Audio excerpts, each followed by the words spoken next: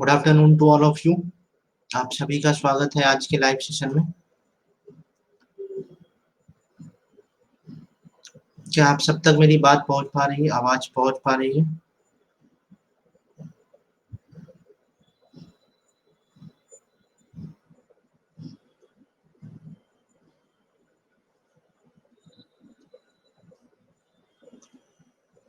अच्छा, संजय बहुत दिनों बाद लाइव दिख रहे हैं। कैसी चल रही है संजय तैयारी? सभी के आने का इंतजार कर रहे थे ताकि सब लोग ज्वाइन कर लें। आदर्श आ चुके हैं, दीपक, सुजीत।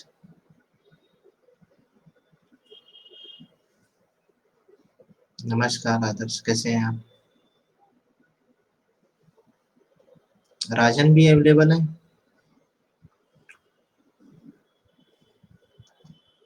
मैं एकदम अच्छा हूँ, मैं एकदम फर्स्ट क्लास हूँ।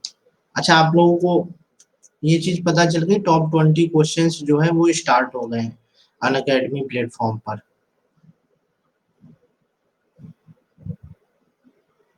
सभी को पता है?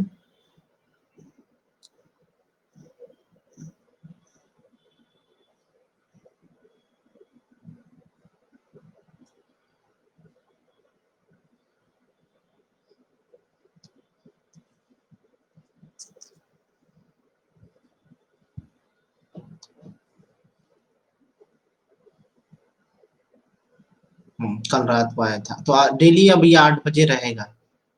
डेली 8 बजे ये सेशन रहेगा आप लोगों के लिए।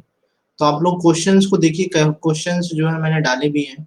तो आप लोगों को मालूम चल गया होगा क्वेश्चंस रिलेवेंट हैं आपकी यूपीएससी की प्रिपरेशन से रिलेटेड।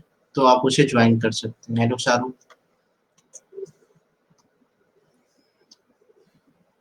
शुरू किया जाए? नहीं, प्री का। मेंस का टेस्ट सीरीज तो मैंने उसको डाल ही दिया है। मेंस की टेस्ट सीरीज आपकी चॉइस है, क्या क्या आप की हिस्ट्री हुई है या नहीं हुई है, उसके अकॉर्डिंग आप उसका चुनाव कर सकते हैं। आपकी चॉइस है। चलिए हम लोग अपने टॉपिक पे आते हैं।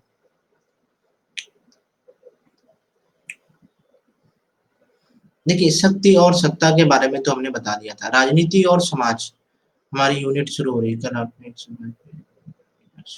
नहीं, वो अपडेट सेक्शन में डाली जाएगी। अपडेट सेक्शन में आदेश डाली जाएगी। देखिए, ये जो यूनिट है राजनीति और समाज, इस यूनिट में आपको शक्ति और सत्ता का प्रयोग ही देखने को मिलेगा। वेबर वाले टॉपिक में हमने बताया था।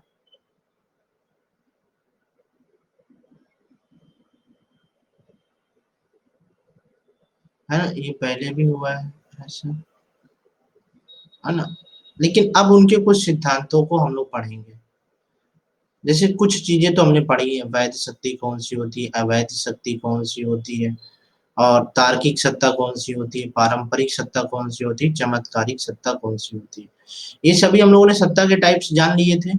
यहाँ तक तो किसी को कोई दिक्कत नहीं होगी। कौन से सेक्शन में हम लोगों ने जाना था? कौन से सेक्शन में हम लोगों ने इस टॉपिक को पढ़ा था, कोई बता सकता है?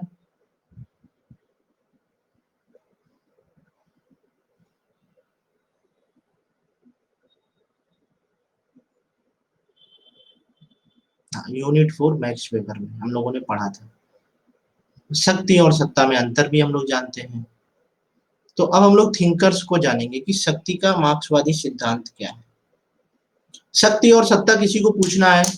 किसी को कोई डाउट है?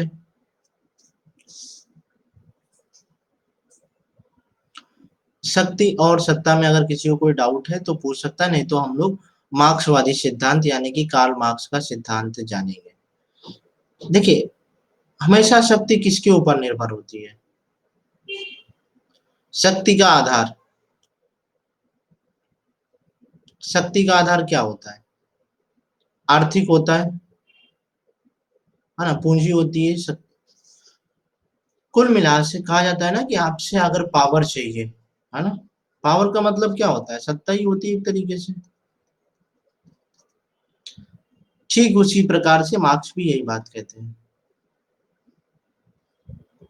कि अगर सत्ता का कोई आधार है तो वो क्या है? आर्थिक है। अगर आप आर्थिक रूप से मजबूत हैं अगर आप आर्थिक रूप से मजबूत हैं तो सत्ता पर अधिकार किसका होगा? आपका होगा। जैसा कि हम लोगों ने अभी हाल ही में देखा है कि याराना पूंजीवाद, ये जो शब्द है बहुत पॉपुलर हो रहा है। क्रोनी कैपिटलिज्म हम लोगों ने कई बार डिस्कस किया है, मूवी में बहुत देखा है हम लोगों ने कि एक पार्टी को इलेक्शन में सपोर्ट करने के लिए बिजनेसमैन बहुत सपोर्ट करते हैं, और बिजनेसमैन इसलिए सपोर्ट करते हैं कि कल अगर उनकी पार्टी सत्ता में आएगी तो उनके फेवर में पॉलिसी बनाएगी, उनके फेवर में काम करेगी। यही है याराना पूंजीवाद। तो कार्ल मार्क्स भी यही कहते हैं कि अगर हमें सत्ता प्राप्त करनी है तो हमें आर्थिक रूप से मजबूत होना होगा। ये वही बात करेंगे स्वामी वर्ग की और दास वर्ग की। ये बात करेंगे, ये बात करेंगे किसकी? पूंजीपति और श्रमिक की। इनके पास दो ही वर्ग रहेंगे हमेशा। गुड आफ्टरनून अखिल। दो ही वर्ग रहेंगे, एक होगा मजबूत वर्ग और एक हमारा होगा कमजोर वर्ग। ये जो मजबूत वर्ग है ये किस आधार पर शोषण कर रहा है इस वर्ग का? सिर्फ धन के आधार पर कर रहा है। धन के आधार पर ही तो स्वामी वर्ग कर रहा है दास का शोषण, और पूंजीपति कर रहा है श्रमिक का शोषण। आजकल आप देखिए कारखानों और मिलों के मालिक क्या कर रहे हैं? सिर्फ धन के प्रयोग से उनके अधिकारों का हनन करते हैं। आप जिंदगी में देख लीजिए कहीं पर भी कुछ भी हो रहा है तो जो ज्यादा धनवान व्यक्ति है वो कमजोर को दबा दे रहा है।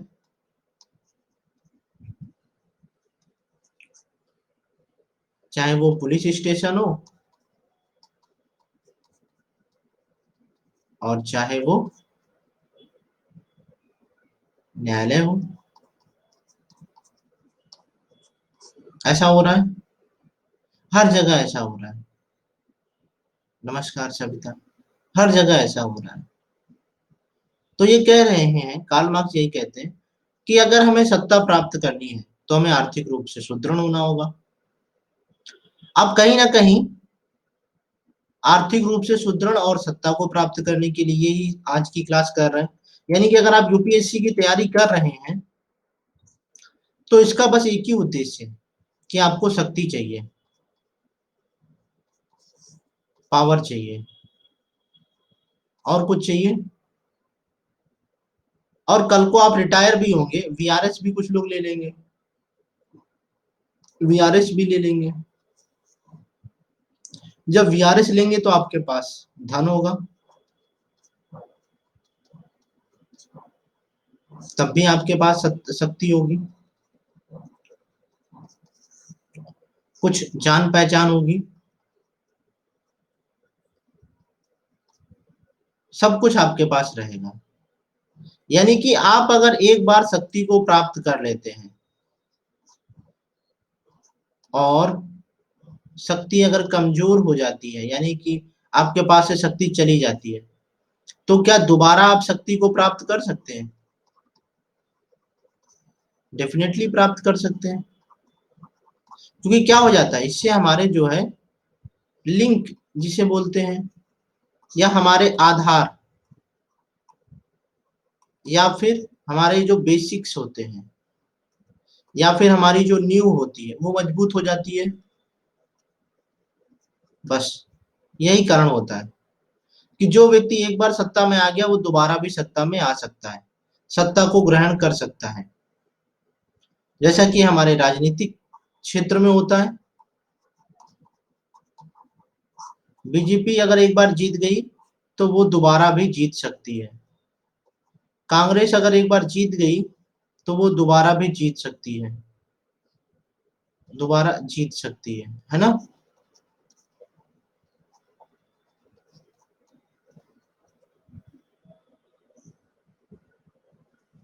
हाँ, लेकिन कंफर्म नहीं है ना? क्या चीज आदर्श किस बारे में कह रहे हैं? सर वो वाला टॉपिक फिनिश हो गया। कौन सा टॉपिक? वो वाला टॉपिक कौन सा? हाँ, कंफर्म नहीं है। जैसे कि आप देखिए, ओपी चौधरी का नाम कितने लोगों ने सुना है? ओपी चौधरी का नाम सुना है? हाँ, आईएएस ऑफिसर रह चुके हैं, है ना? इन्होंने चुनाव लड़ा था, इन्होंने वीआरएस लिया था, है ना? हाँ, वीआरएस लिया था। वीआरएस के पीछे मकसद क्या था? कि वो शक्ति प्राप्त करना चाहते थे, राजनीतिक शक्ति, सत्ता सत्ता में आना चाहते थे। लेकिन क्या इनके साथ ऐसा हुआ? क्या इनके साथ ऐसा हुआ? नहीं हुआ। तो ऐसा कोई जरूरी नहीं है कि हमारे पास अगर बेस है तो कोई जरूरी नहीं है कि ऐसा हो। लेकिन क्या इन फ्यूचर ऐसा होगा या नहीं होगा? इन फ्यूचर हो सकता है कि ये जो है शक्ति को प्राप्त कर ले, सत्ता को ग्रहण कर ले, सत्ता को ग्रहण कर ले। यही तो होगा। लेकिन कार्ल मार्क्स जो कहना चाह रहे हैं, कार्ल मार्क्स बस यही कहना चाह रहे हैं कि दो वर्ग होगा, जो एक शक्तिशाली होगा और एक होगा शक्तिहीन।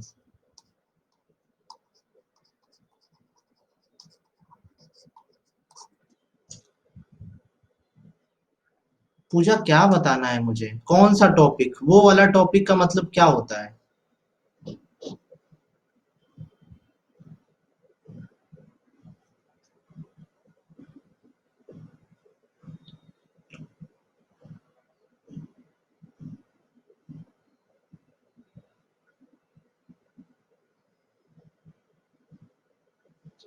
देखिए, दो शक्तियां होंगी हमेशा, दो सेक्शन होंगे जहां पर एक शक्तिशाली होंगे और एक शक्तिहीन होंगे। तो शक्तिहीन क्या करेगा? अपने आप को मजबूत करेगा, अपने आप को मजबूत करने की कोशिश करेगा। अगर हम लोग कमजोर हैं, हम लोग मिडिल क्लास फैमिली के लोग हैं, good afternoon, middle class family के लोग हैं और हम अपनी क्लास को बेहतर करना चाहते हैं, बस क्लास को बेहतर करना चाहते हैं, हम अपनी क्लास को बेटर करना चाहते हैं। उसके लिए क्या कर रहे हैं? सिर्फ आर्थिक मजबूती को ही पाना चाह रहे हैं। हम सभी क्या कर रहे हैं? आर्थिक मजबूती ही प्राप्त करना चाह रहे हैं। और कोई रीजन है? और कुछ नहीं। बस हम आर्थिक रूप से मजबूत होना चाहते हैं, चाहे से वो सरकारी नौकरी हो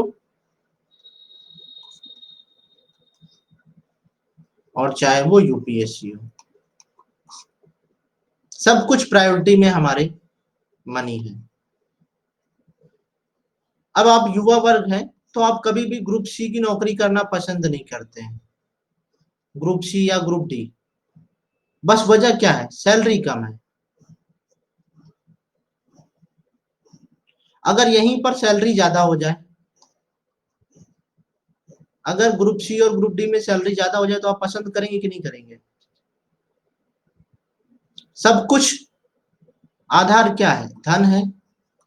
हर एक तरीके से सब चीज का आधार, आपके चुनाव का आधार आर्थिक है।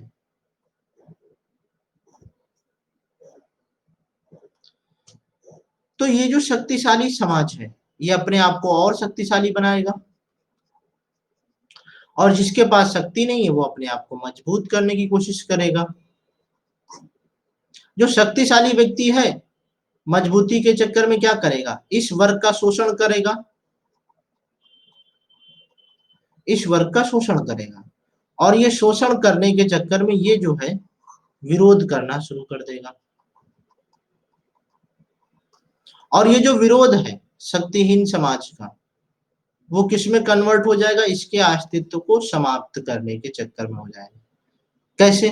अगर मान लेते हैं कोई शक्तिशाली समूह है जिसका कारखाना है और सभी श्रमिकों ने काम करना बंद कर दिया,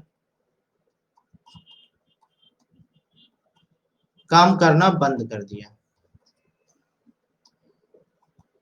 तो क्या होगा? इसकी कारखाना तो बंद, यानी कि इसके जो पूंजी के स्रोत थे, आय के जो स्रोत थे, वो समाप्त हो जाएंगे, समाप्त हो जाएंगे, खत्म। इसके पास पावर रहेगी? क्या इसके पास शक्ति रहेगी? शक्ति नहीं रहेगी इसके पास, शक्ति हो जाएगी समाप्त। यहाँ पे यही चीज आपको समझनी है कि शक्ति जो है वो समाप्त हो जाएगी। शक्ति फिर किसके पास आएगी? आपने बहुत सारी मूवी देखी है जहां पर बहुत अमीर व्यक्ति रहता है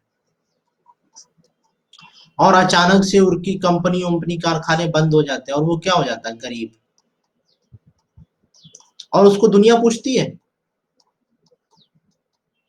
दुनिया पूछती है क्या उसको? नहीं, दुनिया उसको नहीं पूछती है। जिनके साथ वो काम कर रहा था उनके लोग, वही लोग पहचानने से मना कर देते, कौन हो भाई तुम? स्वर्ग पिक्चर देखी है आप लोगों ने, जिसमें गोविंदा भाई साहब रहते हैं? उस पिक्चर में देखिए, गोविंदा क्या होता है? उस घर से निकाल दिया जाता है और फिर अपने आप को आर्थिक रूप से स्टेबल करता है ना? हाँ, आर्थिक रूप से स्टेबल करता है। जैसे ही स्टेबल करता है, पावर उसके पास आ जाती है, पावर उसके पास आ जाती है कि नहीं? यही है। अगर शक्ति प्राप्त करनी है तो आपको क्या करना पड़ेगा? आर्थिक रूप से मजबूत होना पड़ेगा और अपने शोषण को कम करना पड़ेगा। अगर हम शक्तिहीन वर्ग में आते हैं, मान लेते हैं कि हमारे पास शक्तिहीन नहीं है और हमारा शोषण बढ़ता जा रहा है, शोषण बढ़ता जा रहा है,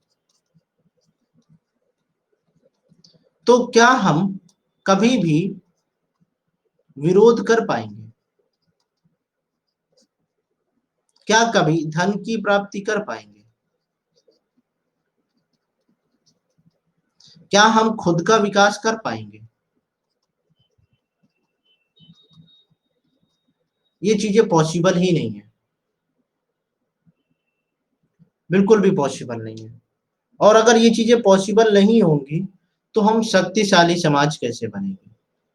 शक्तिशाली कैसे बनेंगे? पॉसिबल ही नहीं है कि हम शक्तिशाली बन जाएं।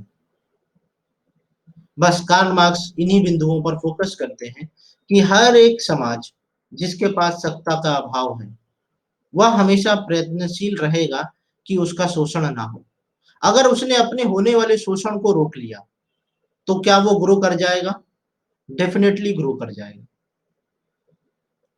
क्योंकि अब आपके पास समय बचेगा अपने लिए। आप सोचिए, आपकी निजी जिंदगी में आप बहुत परेशान रहते हैं, किसी न किसी विचारों की वजह से आप परेशान रहते हैं। अगर आपके जीवन में अगर तनाव है या कोई प्रॉब्लम है तो उसकी रूट कॉज क्या है? विचार है। और उस विचार की वजह से आप मानसिक रूप से परेशान हैं। अगर परेशान है तो आप क्या खुद का विकास कर पाएंगे? क्या ये पॉसिबल है? नहीं, बिल्कुल भी पॉसिबल नहीं है कि आप विकास कर पाएंगे, क्योंकि आपको समय ही नहीं मिल रहा है उस विचार से, उस तनाव से बाहर निकलने का। और आप जब कभी भी तनाव में रहते हैं तो आपका जो ऊर्जा का स्तर है बहुत न्यूनतम हो जाता है, जिसकी वजह से आप यूपीएससी की तैयारी नहीं कर पाते हैं। जब आप अपने एफर्ट ही नहीं डाल पाएंगे तो फिर यूपीएससी कैसे क्लियर होगा? पावर कैसे मिलेगी? पॉसिबल है? ये बिल्कुल भी पॉसिबल नहीं है। ये चीज आपको समझनी होगी। चलिए, अब क्लियर हो गया।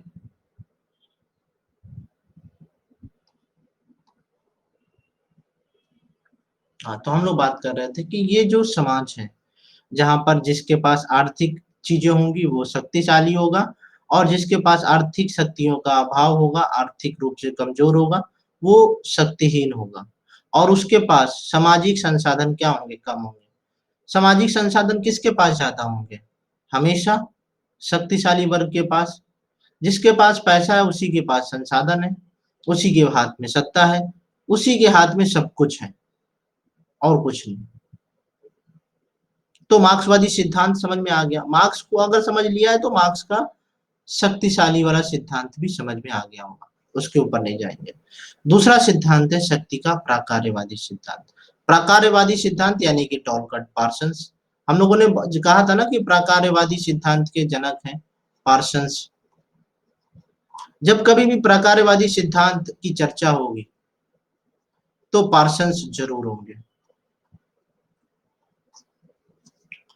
अब हम इसके जो केंद्र बिंदु है, इस सिद्धांत का जो केंद्र बिंदु है उसके ऊपर हम लोग फोकस करेंगे। वो केंद्र बिंदु क्या है? सामाजिक मूल्य। अगर हम सामाजिक मूल्य, ये जो है ना, इस सिद्धांत की जान है। आप सोचिए कि किसी भी व्यक्ति या किसी भी समाज में सामाजिक मूल्य ज्यादा है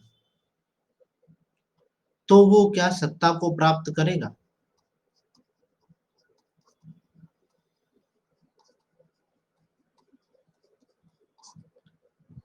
सोच के बताइए।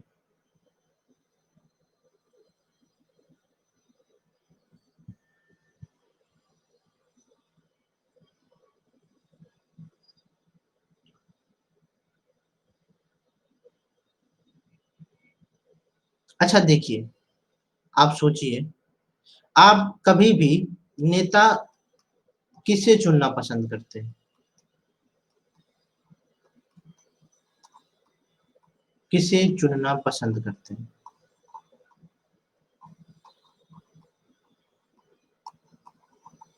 बताइए। जो समाज के लिए अच्छा हो, यानी कि उसमें सामाजिक मूल्य हो। सीधी सी बात ये है कि जिसके अंदर सामाजिक मूल्य होंगे वो हमारा विकास कर सकता है, ऐसा मान सकते हैं।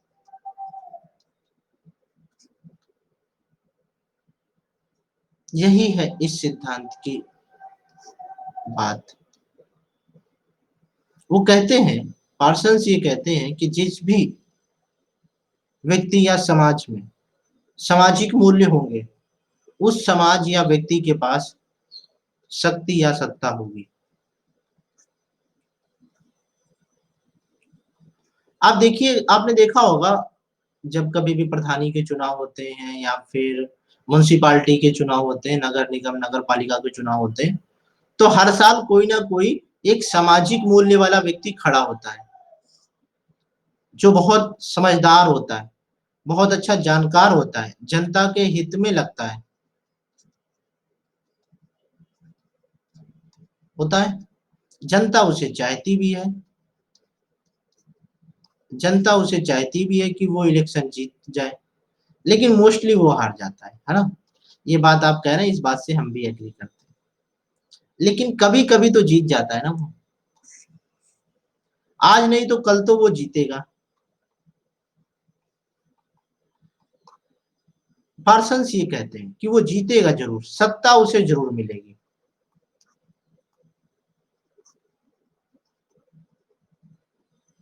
सामाजिक मूल्य में क्या आता है? वो ईमानदार हो,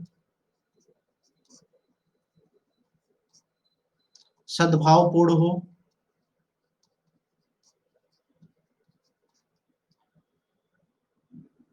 लालची ना हो, जनहित के बारे में सोचता हो,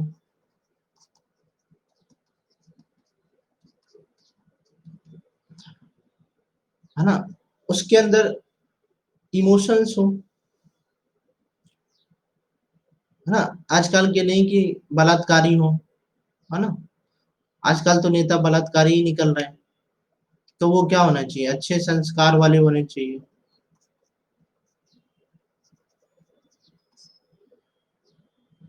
यानी कि जो भी चीजें समाज में प्रेम, प्रशंसा, सम्मान, यानी कि जो गरीब है उसका भी सम्मान होगा और जो अमीर है सबका।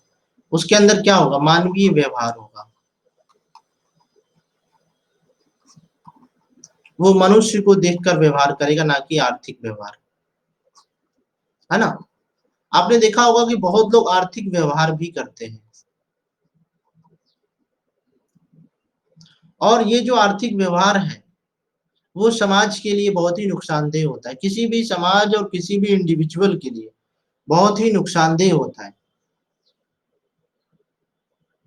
ये चीज हमें समझनी होगी कि ये जो प्रकारवादी सिद्धांत है शक्ति का, ये कह रहा है कि सामाजिक मूल्यों को डेवलप करना है। सामाजिक मूल्य जितने ज्यादा अच्छे होंगे, उतनी ही शक्ति प्राप्त करने की जो इच्छा है वो पूरी हो जाएगी। आप सोचिए कि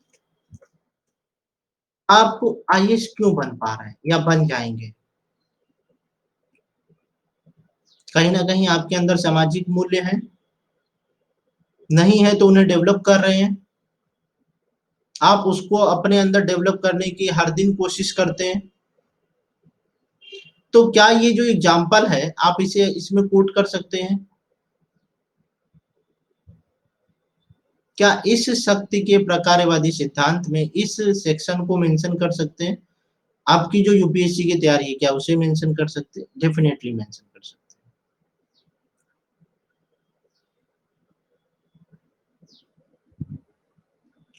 पार्सन्स कहते हैं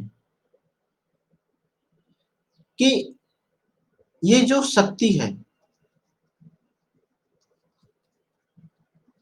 ये स्थिर नहीं होगी। बिल्कुल बता दे रहे, ये जो शक्ति है वो स्थिर नहीं होगी। क्यों नहीं होगी? इसके पीछे लॉजिक क्या दे रहे हैं? क्योंकि उसे शक्ति प्राप्त हो जाएगी, और जैसे ही शक्ति प्राप्त होती है उसके सामाजिक मूल्य क्या हो जाएंगे? कम होने लगेंगे।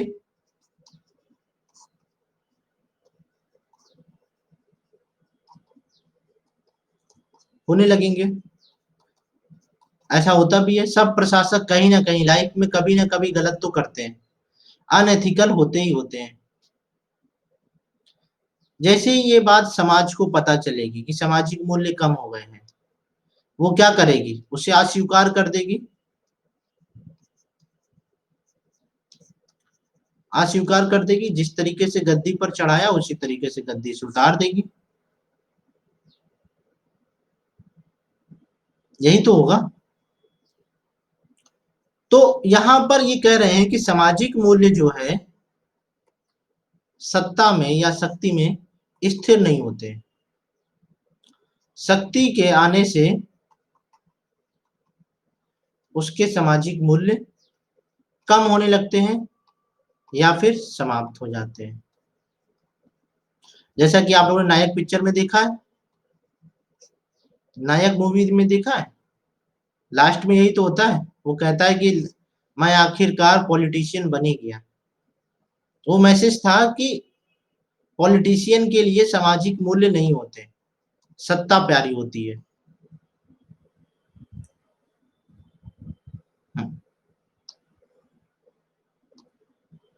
चलिए अब क्लियर हो गया। ये जो सत्ता है हमेशा इंसान को परेशान करेगी, भ्रष्ट करती है, और परम सत्ता परम भ्रष्ट करती है। हाँ, देखिए सत्ता, देखिए ये जो सत्ता का स्तर जितना ज्यादा बढ़ता जाएगा उतने ही ज्यादा चांस रहेंगे सामाजिक मूल्यों के समाप्त होने के। और जितने सामाजिक मूल्य बढ़ते जाएंगे उतने ही शक्ति को प्राप्त करने के चांस ज्यादा हो जाएंगे। ये याद रखना है। यही इस सिद्धांत का केंद्र बिंदु है कि सामाजिक मूल्य के द्वारा ही केंद्र सत्ता मिलती है, शक्ति मिलती है। और शक्ति के मिलने के बाद जो है ये स्थिर भी नहीं रहती है, सामाजिक मूल्य स्थिर नहीं रहते हैं। क्योंकि ऐसा होना है, ये एक प्रक्रिया है। ऐसा मानते हैं कि शक्ति जो है स्थिर नहीं होगी। जो भी सामाजिक मूल्य के द्वारा शक्ति प्राप्त होगी वो स्थिर नहीं होगी, क्योंकि समाज में परिवर्तन जो है स्वीकार्य होते हैं। और सबका आधार, सब व्यक्ति को, जो भी समाज का अंग है, उसे क्या प्राप्त करना है? शक्ति प्राप्त करना है। और वह हमेशा इस बात की ओर इंगित करेगा कि जिसे शक्ति प्राप्त है उसके अंदर कौन से सामाजिक मूल्यों की कमी है, ये बताने की कोशिश करेगा ना। और यहीं पर प्रॉब्लम्स हो जाएंगी, समझ रहे हैं? यहीं पर समस्या होगी। आपने देखा है कि बहुत सारे लोग भ्रष्टाचारी साबित हो जाते हैं, बहुत सारे लोग उनके ऊपर आरोप लग जाते हैं। वो किस लिए लगते हैं? इसी प्रकारवादी सिद्धांत की वजह से। जैसे मोदी जी के ऊपर या अमित शाह के ऊपर या कोई भी नेता जो सत्ता में है, उसके ऊपर आरोप लगते हैं। तो आरोप लगने के पीछे कारण क्या होता है? यही प्रकारवादी सिद्धांत होता है, यही सामाजिक मूल्य वाला सिद्धांत होता है, जहां पे लोग ये सोचते हैं कि सामाजिक मूल्य के थ्रू आया था और अब ये सामाजिक मूल्य इनके अंदर ही नहीं है, इनको निकालो सत्ता से बाहर। यानी कि हम जिस लोकतंत्र में जीवित हैं, उस लोकतंत्र में ये प्रकारवादी सिद्धांत अप्लाई होता है। क्योंकि हम तो चुनाव हमेशा इसी आधार पे करते हैं कि वो कितना अच्छा है, मोदी जी कितना अच्छा बोले और अब अच्छा नहीं कर रहे, तो अमित शाह इतना अच्छा बोलते हैं, ऐसा कर नहीं रहे। यही तो होता है। यानी कि ये जो प्रकारवादी सिद्धांत है, ये जो प्रकारवादी सिद्धांत है, ये पूरी तरह से किसको प्रभावित करेगा? जनता के हितों को प्रभावित करेगा।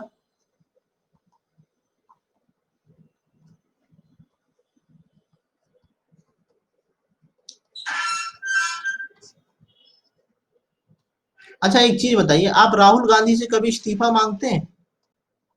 वर्तमान में राहुल गांधी से कभी आपने इस्तीफा मांगने की कोशिश की? जनता ने कभी मांगने की कोशिश की? नहीं, क्योंकि उनके पास सत्ता है नहीं। सत्ता जिसके हाथ में होगी, और सत्ता में जिस सामाजिक मूल्य से आए हैं,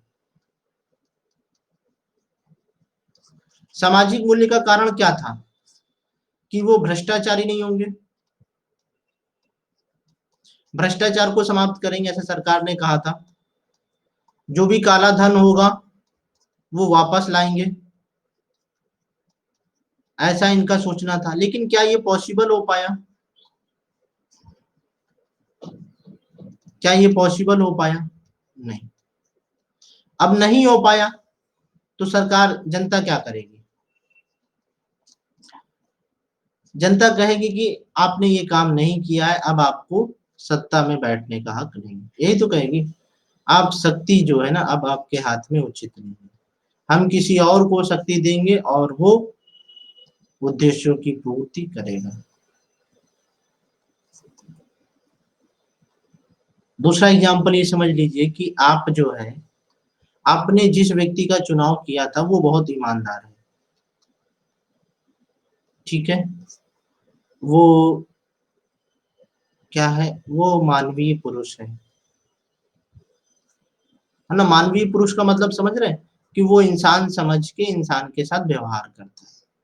लेकिन समय के साथ इसके अंदर से दोनों गुण समाप्त हो गए, ये दोनों ही सामाजिक मूल्य समाप्त हो गए।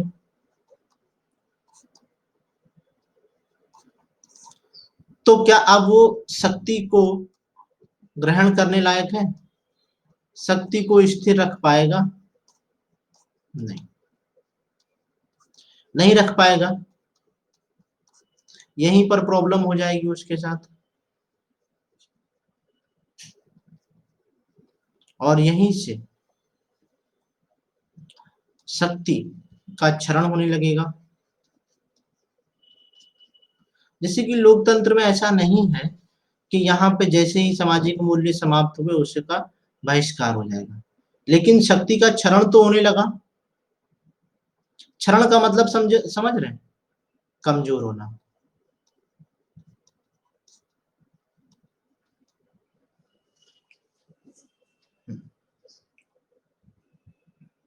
गुड आफ्टरनून अंजलि, बहुत लेट हो गया आज आने में।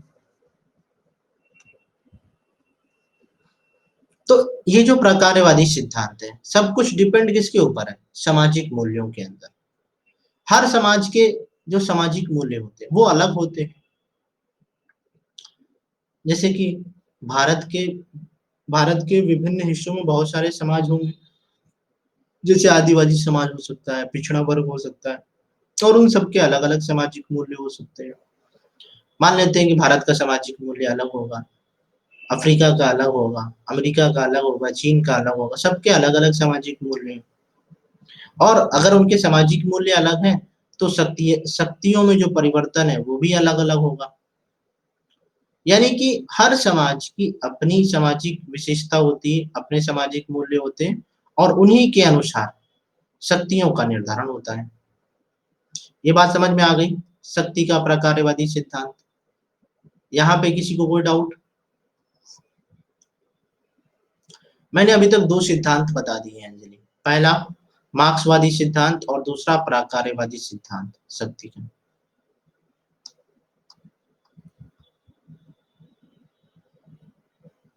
अब देखिए, इसकी आलोचना भी होती है। अब इसकी आलोचना भी जान लेते हैं। आलोचना किस कारण से होगी? कभी कभी जो सामाजिक मूल्य दिखाए जाते हैं, क्या वो उस व्यक्ति के अंदर होना जरूरी है? क्या वो जो सामाजिक मूल्य समाज के सामने दिख रहा है, क्या वो अनिवार्य है कि उसके अंदर डेवलप्ड ही है? नहीं, ऐसा कोई जरूरी नहीं है। यानी कि सामाजिक मूल्य कृत्रिम भी हो सकता है,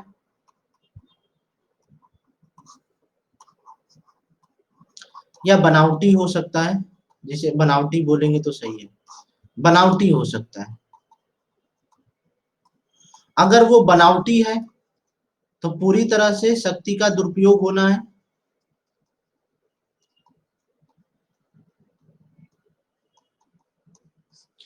जैसे हमारी देश की राजनीति है ना, कहीं की भी राजनीति हो, है ना, राजनीति शब्द है तो वहीं पर ही ढोंग है, बनावटी चीज दिख जाएगी।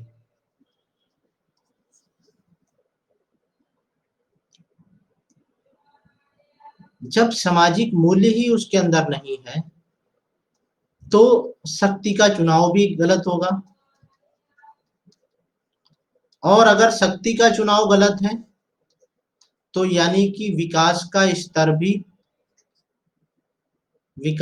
स्तर भी कम होगा, कम होगा ना।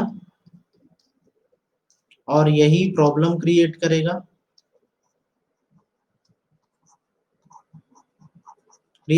ना। समझ रहे हैं बात को? कि यहाँ पर सामाजिक मूल्य जो है किसी भी तरीके से रिकॉर्डेड क्लास हाँ देखेंगे तो फिर ज्यादा समझ में आ जाएगा अंजलि, क्योंकि ये बहुत ज्यादा दो सेक्शन हो गए हैं जिससे आपको समझने में असुविधा होगी। तो आप बेहतर है कि रिकॉर्डेड वीडियो देखेंगे तो समय आपका यूटिलाइज हो जाएगा। हाँ, आगे बढ़ते हैं। ये जो प्रॉब्लम होगी ये समाज के लिए खतरनाक होगी।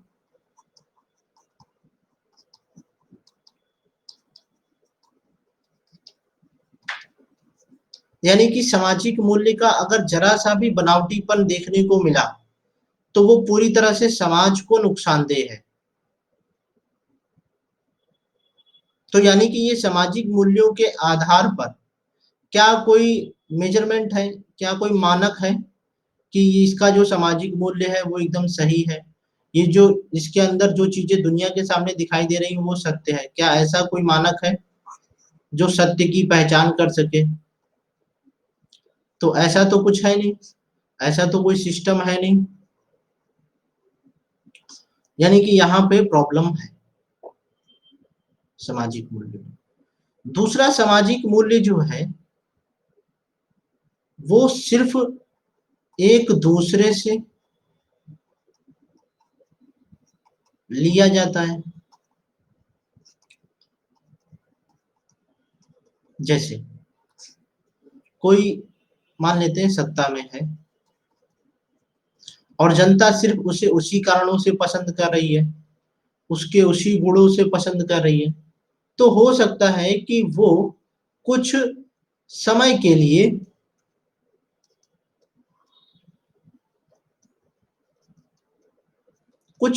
के लिए उन गुणों को अपने अंदर विकसित कर सकता है, और जो सत्ता में बैठा वाला व्यक्ति है उसके अंदर उन गुणों का अभाव दिखा सकता है। यानी कि अगर जहां पर भी सामाजिक मूल्यों के चयन से शक्ति का निर्धारण होता है, वहां पर क्या होगी? वैमनस्यता देखने को मिलेगी, यानी जिसे बोल सकते हैं ईर्ष्या द्वेष देखने को मिलेगा, और ये ईर्ष्या द्वेष की वजह से अराजकता देखने को मिलेगी,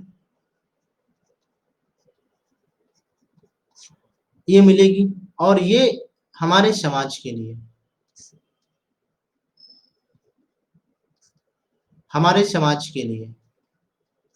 बहुत ही खतरनाक साबित होगा,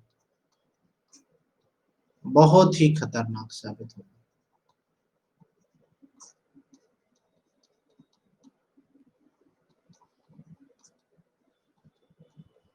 समझ रहे हैं इस बात को?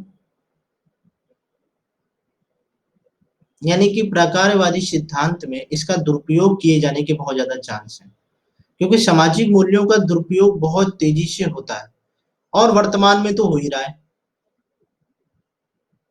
पहले लोग बोलते थे कि बड़ा संस्कारी पुरुष था, बताया तो था संस्कारी, और निकला है महापुरुष। तो उसमें जो है ना क्या हो जाते हैं, चीजें खराब हो जाती हैं, जिंदगी में भी और सत्ता में भी, सब जगह प्रॉब्लम्स क्रिएट हो जाती हैं, क्रिएट होती हैं कि नहीं? और इसी से तो आपको डर लगता है, इसी से आपको डर लगता है, इन्हीं सब चीजों से आपको डर लगता है कि कहीं लाइफ में ऐसा ना हो जाए। जिस तरीके से शक्ति के सिद्धांत में ये लागू होता है ना,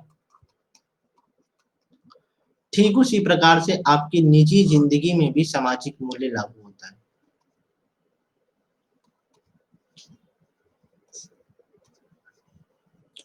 सामाजिक मूल्य हमेशा आपकी जिंदगी में लागू होगा।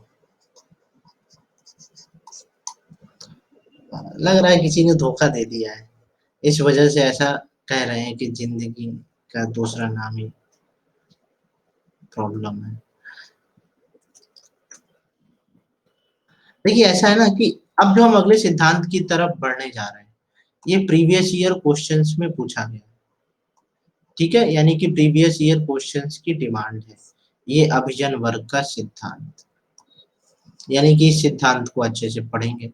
क्या प्रकारवादी सिद्धांत नहीं पूछा जाता? पूछा जाता है। क्या मार्क्सवादी सिद्धांत पूछा जाता है? हाँ पूछा जाता है।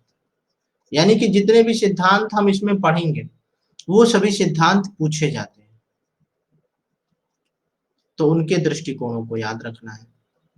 और इस सिद्धांत के, ये जो सिद्धांत है उसके जनक कौन है? परेटो, मोस्का और सी राइट मिल्स। अभी बता रहे, सब कुछ बता रहे। अभिजन, अभिजन जो शब्द है ये कहाँ से आया है? ये साम्यवादी अर्थव्यवस्था से आया है, साम्यवादी अर्थव्यवस्था। और साम्यवादी अर्थव्यवस्था के जनक कौन थे, बता सकता है? अभी कुछ ही दिन पहले बताया था, इकोनॉमिक्स में भी बताया है हमने, इसमें भी बताया, मार्क्स, मार्क्स थे, कार्ल मार्क्स थे साम्यवादी अर्थव्यवस्था के जनक।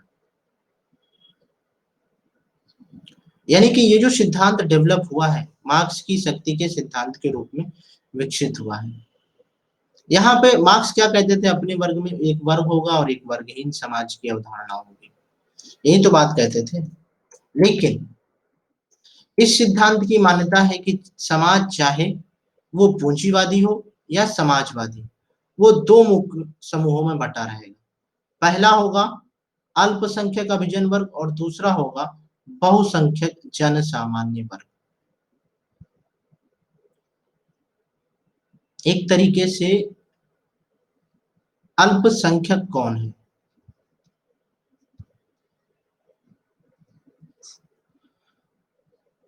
अभी वो अपने मन से कुछ मत बोलिएगा, ठीक है ना? अल्पसंख्यक कौन है? आपने देखा होगा कि 1% जनसंख्या के पास देश की जीडीपी का 50% योगदान है।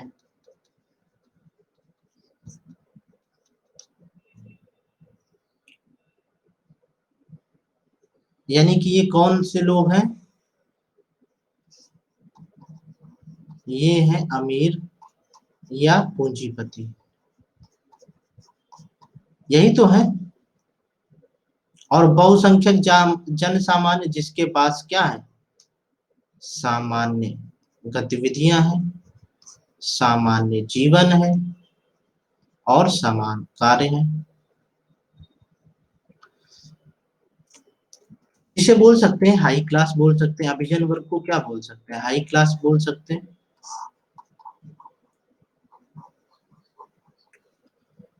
इनका स्टेटस लेवल क्या होता है? हम लोगों ने स्टेटस की बात की थी ना, परिस्थिति समूह। स्टेटस लेवल क्या होगा? सुपर होगा। यानी कि इनके जो व्यक्तिगत गुण होंगे और योग्यता होंगी, उसकी वजह से इन्हें क्या मिला है? एक हाई क्लास स्टेटस मिला है। हाई क्लास स्टेटस यानी कि जिसे अभिजन वर्ग कहा जाए। जो अभिजन वर्ग की जो शक्ति का स्रोत है, उसके व्यक्तिगत गुण है या उसकी योग्यता होती है? अब योग्यता कहाँ से आती है? उसने धन के अर्जन से आएगी, या फिर उसकी स्किल से आएगी। दो ही चीजों से तो आएगी। या तो उसके पास बहुत अच्छा नॉलेज होगा, उसके अंदर बहुत सारी प्रतिभाएं होंगी। जैसे कहा जाता है ना कि मोदी जी बहुत अच्छे मैनेजर हैं, अगर उनसे कुछ अगर मैनेजमेंट सीखना है तो वो असली गुरु हैं, जिनसे सीखा जा सकता है कि मैनेजमेंट कैसे सीखना है। और आजकल के युवाओं को सीखना भी चाहिए कि मैनेज कैसे किया जाता है। तो ये क्या है? उनके अंदर क्या है? ये प्रतिभा है। और इसी प्रतिभा की वजह से, इसी गुण की वजह से उन्हें शक्ति मिली है। तो बस ये याद रखिएगा, ये जो अभिजन वर्ग है पूरी तरह से हाई क्लास सोसाइटी है।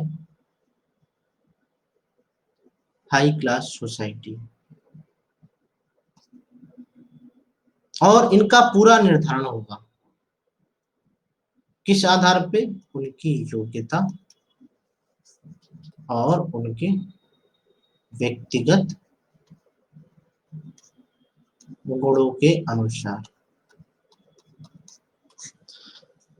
अब जैसे कुछ लोग जो है ना चम्मच से खाना खाते हैं, जिसे स्पून बोलते हैं।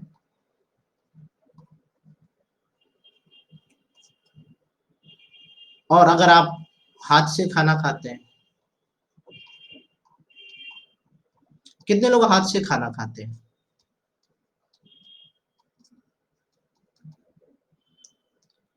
कुछ तो लोग होंगे जो हाथ से खाना खाते हैं ना। और गलती से आपके सामने, जो हाथ से खाना खाने वाले व्यक्ति के सामने कोई व्यक्ति स्पून से अगर खाने लगे तो क्या बोलते हैं? क्या बोलते हैं आप लोग? भाई तुम्हारा तो लेवल बहुत अलग है, अब तो भाई तुम जमीनी आदमी नहीं रहे हो, अब बड़े लोग हो गए हो। ये यानी कि क्या होता है कि एक व्यक्तिगत गुण होता है कि जो स्पून से खाएगा वो क्या होगा? थोड़ा हाई क्लास का होगा, यानी बड़े लोग हो गए हैं। अब ये जमीन से जुड़े हुए लोग नहीं है। हाथ से भी खाना खाएगा तो भी पेट में जाएगा और स्पून से खाएगा तो भी जाएगा। बस क्या होता है यहाँ पे हमने क्या हिंट क्या कर दिया है? कैटेगराइजेशन कर दिया है कि इस तरीके के गुण वाले व्यक्ति जो हैं वो हाई क्लास के होते हैं, और इस तरीके के लोग जो है, नजरिया जो होता है ना, जिसे हमने उन्होंने बोला था नजरिया। अगर कोई शॉर्ट्स पहनता है तो हाई क्लास का है, कोई फुल पहनता है तो वो लो क्लास का। ऐसा ही तो है नजरिया। गरीब लोग भी शॉर्ट्स पहनते हैं, ऐसा नहीं है। मुंह बंद करके खाते हैं सब। अच्छा ये कैसे पॉसिबल है, मुंह बंद करके कैसे खा सकता है? मुंह बंद करके खाते हैं सब।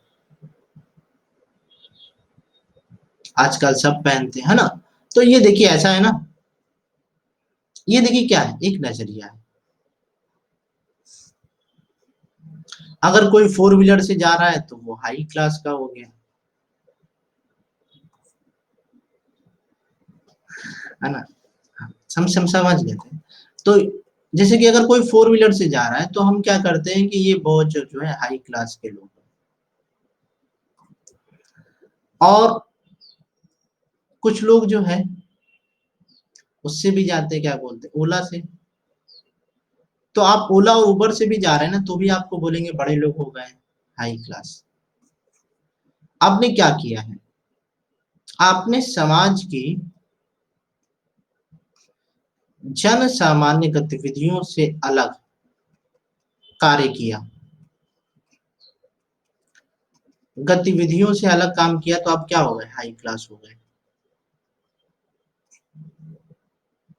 आप अगर मुर्गा खाते हैं, कुछ लोग मुर्गा खाते हैं, कुछ लोग बिरयानी खाते हैं, है ना? और कुछ लोग क्या खाते हैं, कुछ लोग पनीर खाते हैं, कुछ लोग मटन खाते हैं, कुछ लोग मछली खाते हैं। तो हो सके कुछ लोग इसमें से घर में भी खा सकते हैं, है ना? इन सब चीजों को घर में भी खा सकते हैं, खा सकते हैं कि नहीं? नहीं, हम किसी के उस पे नहीं जा रहे हैं ना। लेकिन आपने गलती से अगर इन सब चीजों का सेवन 5 स्टार होटल में कर दिया,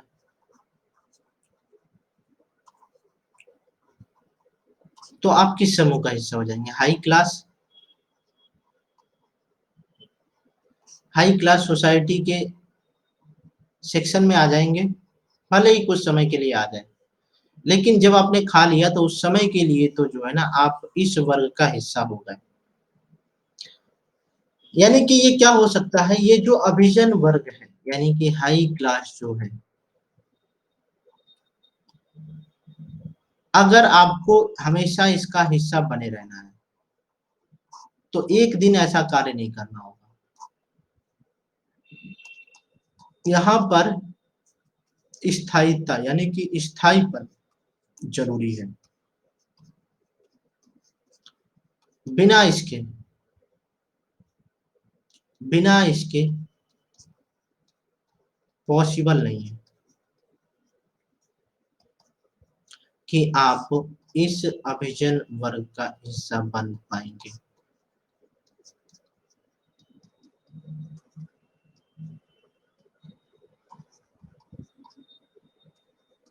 क्या ये पॉसिबल है? एक दिन आपने कुछ अच्छा काम कर दिया हाई क्लास का, तो क्या आप इस वर्ग का हिस्सा हो जाएंगे? आप एक दिन 5 स्टार होटल में, आप में से कभी कुछ लोग ऐसे होंगे जो 5 स्टार होटल में गए भी होंगे ना, कुछ तो 7 स्टार में भी चले गए होंगे, है ना? जो लोग यस बोल रहे हैं यानी कि वो गए हुए हैं। यानी कि अगर ये लोग गए हुए हैं तो इसका मतलब थोड़ी ना है कि ये हाई क्लास में आ गए, डेफिनेटली है, हो सकता हो डेफिनेटली हो भी।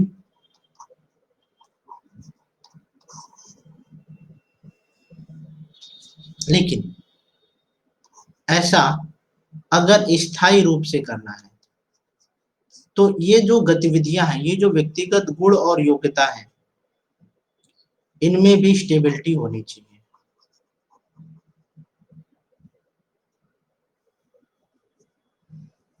सही है, स्टार लगा लीजिए। ये जो अभिजन वर्ग का सिद्धांत है, ये पूरी तरह से हमेशा किसकी बात करेगा, हमेशा बात करेगा सफल लोगों की। क्या हमारे देश के जो वैज्ञानिक हैं,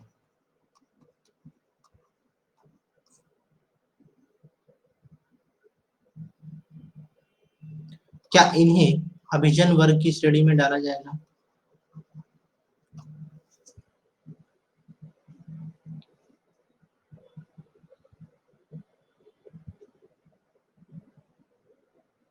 डाला जाएगा, डेफिनेटली डाला जाएगा।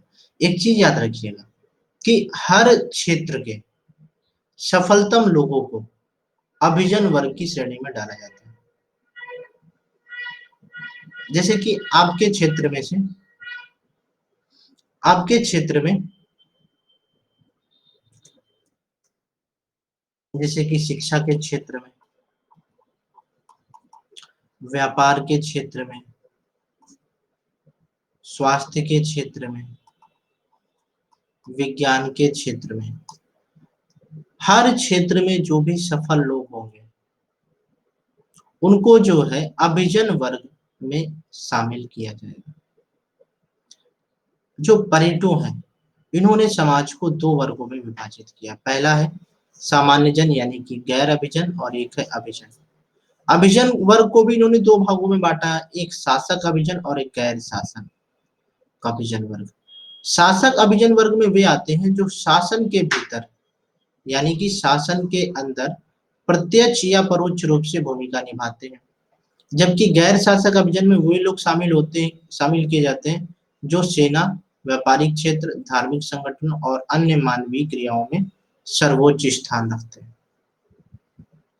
यानी कि शासक अभिजन का मतलब है कि आप शासन में प्रत्यक्ष या अप्रत्यक्ष रूप से जुड़े हुए हैं।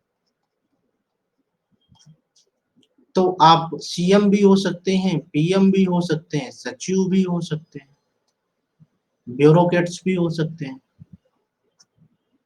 लेकिन गैर शासक अभिजन में व्यापारी भी हो सकता है,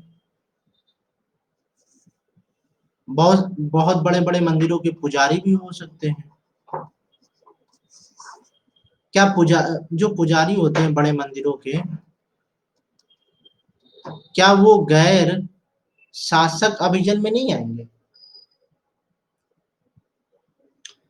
शासक अभिजन का मतलब है कि सत्ता से बस उनका लगाव है, बस सत्ता से लगाव है उनका।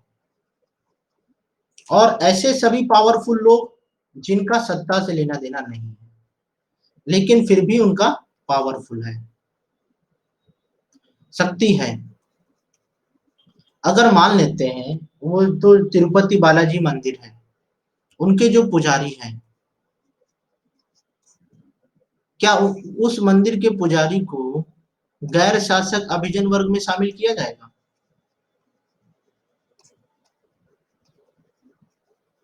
डेफिनेटली शामिल किया जाएगा। उनका सत्ता से तो लेना देना नहीं है लेकिन गैर सत्ता के हाई क्लास से इनका लेना देना है, बस ये याद रखना है। और क्या ये पुजारी हमेशा पुजारी रहेंगे?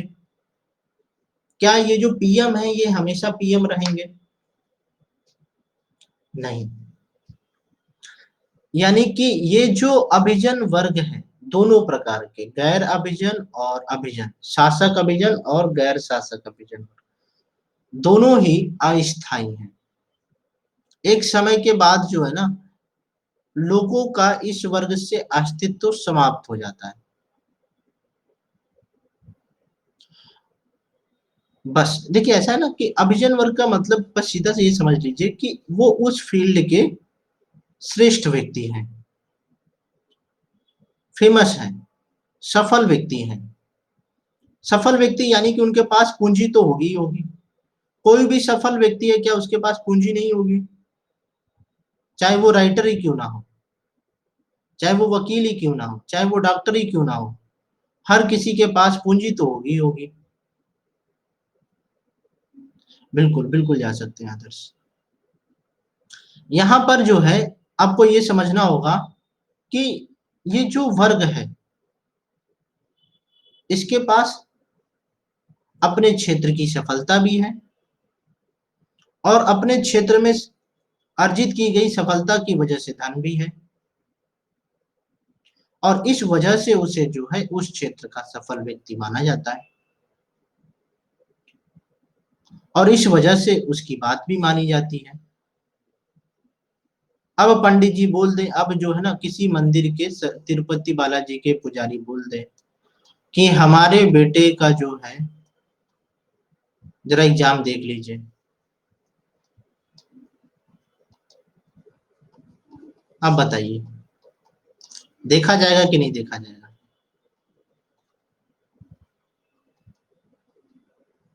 क्योंकि कुछ को तो डर है ना कि इनका भगवान से सीधे कांटेक्ट है, फोन घुमा दिया तो प्रॉब्लम हो जाएगी। तो ये क्या है, ये अपने क्षेत्र के सफलतम व्यक्ति हैं, और अगर सफलतम व्यक्ति हैं तो वहां पर क्या होगा, वहां पर कहीं ना कहीं जन सामान्य के हितों की अपेक्षा की जाएगी। जैसा कि बॉलीवुड में भी हो रहा है, वहां पे लोग जो है अभिजन वर्ग में आते हैं, सफल लोगों में आते हैं, लेकिन प्रॉब्लम्स हो रही हैं कि नहीं? दुरुपयोग हो रहा है जन सामान्य के जीवन में, शोषण हो रहा है। यानी कि ये जो अभिजन वर्ग है, जिसके अंदर सफलता का मुकाम है, यानी कि सफलता के मुकाम को हासिल कर चुके हैं, फिर भी इनके जीवन में प्रॉब्लम्स है। हाँ, रिसेंट में चालू भी है बहुत सारी चीजें। तो आप क्या कर सकते हैं, ऐसी घटनाओं को ऑब्जर्व कर सकते हैं, क्योंकि आपको तो पता चल गया ये परेटो भाई साहब क्या कह रहे हैं,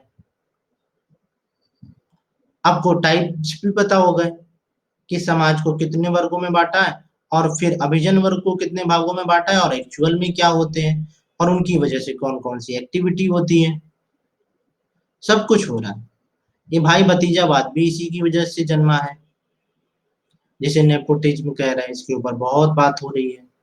आप लोग भी ध्यान रखिए, क्योंकि इसके ऊपर क्वेश्चन आ सकता है, क्वेश्चंस तो आएंगे। इस लॉकडाउन में बहुत सारी ऐसी एक्टिविटी हुई है जो आपको प्रत्यक्ष या अप्रत्यक्ष रूप से प्री और मेंस में प्रभावित करने वाली है। तो आपकी नजर जो है बहुत सतही हो, आपकी नजर जो है बहुत पैनी होनी चाहिए। अगर आपने न्यूज़पेपर को नहीं पढ़ने की आदत डाली है, तो आप पढ़ने की हैबिट डाल लीजिए, क्योंकि सिलेक्शन तो वही होगा, सिलेक्शन तो उसी का होगा जो यूपीएससी की डिमांड को फुलफिल करेगा।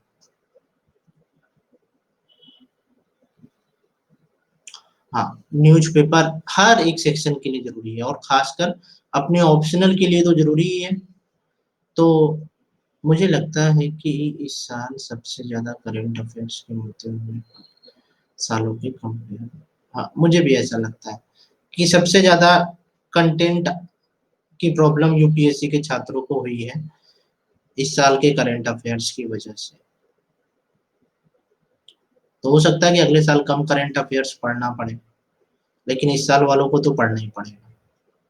तो आज हम लोग इस टॉपिक को यहीं तक रखते हैं, इस यूनिट को यहीं पर रखते हैं। कल हम लोग इसी के आगे कंटिन्यू करेंगे, ठीक है? इस टॉपिक को यहीं से कंटिन्यू करेंगे जहां पर हम लोग इसको छोड़ के जा रहे हैं। तो हाँ, बाकी की क्लास 5 बजे होनी है। 8 बजे वाली क्लास जो है ना, जो टॉप 20 क्वेश्चन की है, वहां पर हम लोग मिल सकते हैं।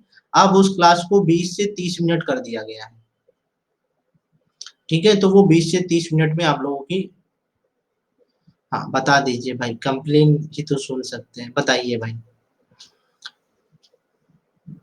आज हम आपकी बात सुन लेते हैं, क्या कहना चाह रहे हैं। और किसी को कुछ कहना है तो लास्ट के कुछ सेकंड है, उनकी बात भी हम सुन सकते हैं। हमारे जीवन में बस यही बचा है कि हम लोगों की बात सुनते रहे, लोग हमारी तो कभी सुनते ही नहीं। सर आपसे कितने समय बात हो सकती? क्लास के बाद फोन कर लीजिएगा, मैं अभी फ्री हूँ वैसे, किसी का फोन तो आना नहीं है।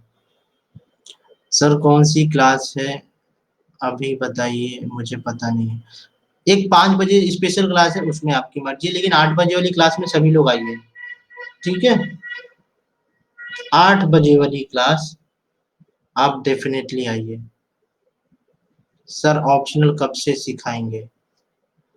कब से सिखाएंगे? कौन सा ऑप्शन? ये सोशियोलॉजी सिखाना यानी कि क्या करना है?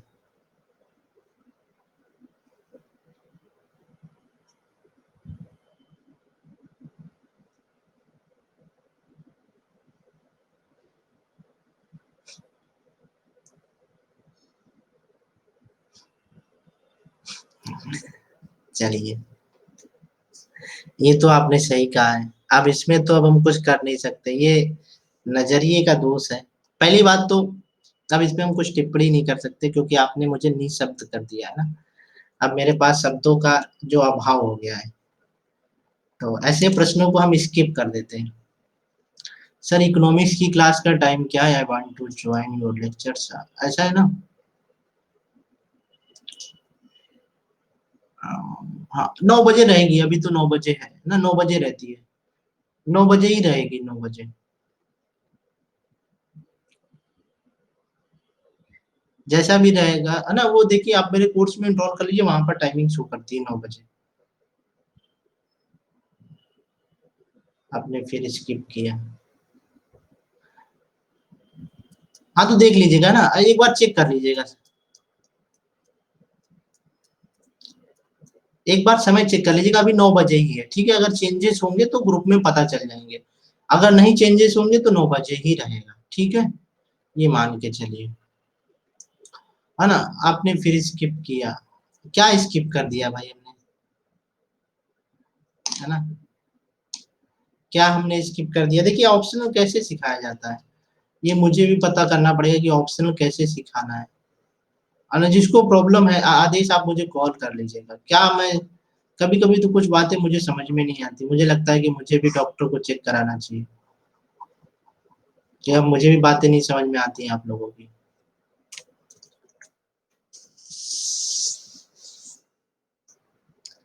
ठीक है, थैंक यू सो मच।